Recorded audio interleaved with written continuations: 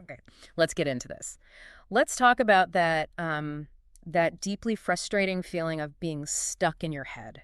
Right. And I don't mean, quiet thinking. I mean the loud, looping, repetitive kind. The aggressively unproductive kind. Yes. You know the feeling. The same questions just circling and circling, rehearsing the same outcomes over and over, and you know logically that you're not actually solving anything. And there's this quiet anger that comes with it, isn't there?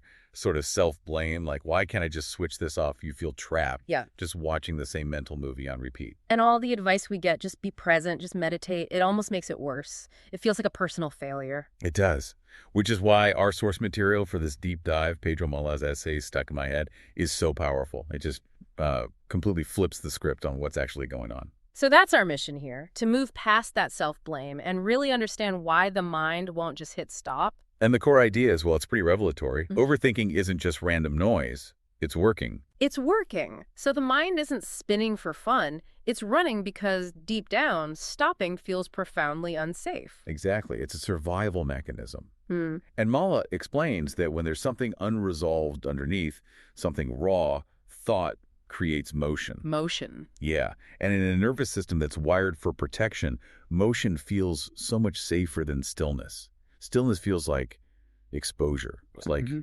vulnerability. So it's like this constant low-grade defensive tactic. The goal isn't to find an answer, it's just to keep moving to avoid a threat. Right. The mind is trying to give shape to this big, scary blob of uncertainty. It breaks it down into words, into what-ifs, into hypotheticals. And even if those little pieces go nowhere, the act of thinking itself feels like you're holding something together, like you're organizing the chaos. It's a bit like, frantically alphabetizing books on a shelf while the basement is flooding. Ah, yeah. The sorting feels productive, it feels diligent. But really, it's a strategy to avoid dealing with the big, unmanageable thing happening downstairs. Which is why telling someone to just stop overthinking is so useless. You're basically asking them to drop their emergency management system. And the culture we live in just pours fuel on this fire, doesn't it? Oh, absolutely. We're praised for analysis, for planning, for anticipating the worst-case scenario. It's seen as responsible. It's the perfect disguise. Overthinking masquerades as diligence. It feels like you're being responsible, staying on top of things. But underneath all that supposed activity, the mind is just trying to build a little island of stability that the rest of the body isn't actually feeling. And you can feel the price of that. The body always keeps the score. Yeah, you notice it most when the distractions stop, right? Mm-hmm. At night. That's when it gets most people. Yeah. You're lying in bed, the house is quiet, and suddenly your mind is screaming. It's louder than it was all day. And you can feel it physically, the jaw tightens up. Shoulders tense, your breath gets really shallow without you even noticing it. That's the body trying to brace itself, to help the mind hold it all together. It's a signal, really, a signal that the distractions have worn off and whatever you're carrying is starting to surface. And this connects to a much deeper idea, that this isn't some bad habit you picked up last week. This has origins. Right. And I think this is where the self-blame really starts to fall away. If it wasn't a habit, what was it?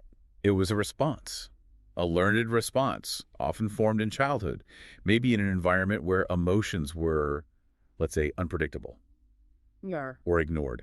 So if things felt unstable, thinking was the one tool you had to try and reduce risk. Exactly. Think of a child who had to constantly read the room, Right? anticipating a parent's mood, rehearsing what to say, analyzing every little shift in tone just to stay safe. In that world, thought becomes a literal shelter. It's an incredibly intelligent survival strategy. It is, and that's why the essay calls it a trace of care, not a defect. Mhm. Your mind was designed to care for you when the environment couldn't be trusted. A trace of care. That changes everything. It does, because your mind learned that being hyper alert mattered. It kept you safe, and that history deserves some respect. Because without that context, we just get angry at ourselves. We punish ourselves for having developed a skill that helped us survive. Which is so misplaced. The problem isn't that thinking is bad. It's that it's being asked to do a job it's not equipped for now. What do you mean by that? Well, thought is great for organizing information, for planning, but it's really not built to carry deep emotional weight. So you're saying there's a difference between a problem to be solved and something else. A condition to be lived with. Oh. That's the distinction. A problem has a solution you can think your way to. A condition doesn't. Like what? Like uncertainty. Yeah, or grief. Or grief. Or that free-floating anxiety that doesn't have a specific cause. These things are felt in the body first. Thought can't solve them, so it just loops. Which brings us to what Malha calls the mismatch phenomenon. I think everyone has felt this, even if they didn't have a name for it. Oh, for sure. The mismatch is when your mind is going 100 miles an hour, but your body is just tight. Your thoughts are fast, but your chest feels heavy. It's the body basically screaming that whatever it's carrying cannot be processed by thought alone. Yes. And as soon as we feel those quiet, raw sensations, that weight in the chest, the flutter in the stomach, the mind speeds up even more To get away from the feeling. to create distance. It uses complexity as a buffer. So this is the key takeaway. Overthinking isn't an excess of thought, it's substitution. It's filling the space so you don't have to feel the raw thing underneath. And that avoidance isn't cowardice. It's still an act of care. The mind is trying to protect the system from what feels unbearable. We already know this, don't we? I mean, think about when it gets worse, when you're tired or hungry or alone. Exactly. When the system is vulnerable, the defense mechanism, the thought loop, ramps up to protect you. And on the flip side, it softens when we, get out of our heads, when you go outside and feel your feet on the ground or just talk it out with someone. And those aren't just little relaxation tricks. They are acts of regulation. You are bringing the body back into the picture, telling the system that it's safe enough to be present. Okay, so if fighting the mind is the wrong approach, what do we do? How do we actually lessen the load? The approach is about understanding, not fighting. Malha talks about treating the mind as a signal, not an enemy you have to silence. A signal. Yeah, like an old radar dish that's still spinning because it hasn't gotten the all-clear message yet. You don't get angry at the dish. You acknowledge why it's still spinning. So instead of forcing it to be still, you just notice it. You see it as a protective thing. Exactly. And what's amazing is that when people do that, when they stop arguing with the thoughts, little physical shifts happen on their own. The breath deepens, the shoulders drop. It's the nervous system realizing it doesn't have to hold everything in the head anymore. But there's a really important boundary here. This isn't always something you can just self-reflect your way out of. Right. If the pattern is rooted in something really deep, like trauma or a long period of feeling unsafe, the mind can feel like a real trap. And that's because some experiences are simply too big for one nervous system to carry alone.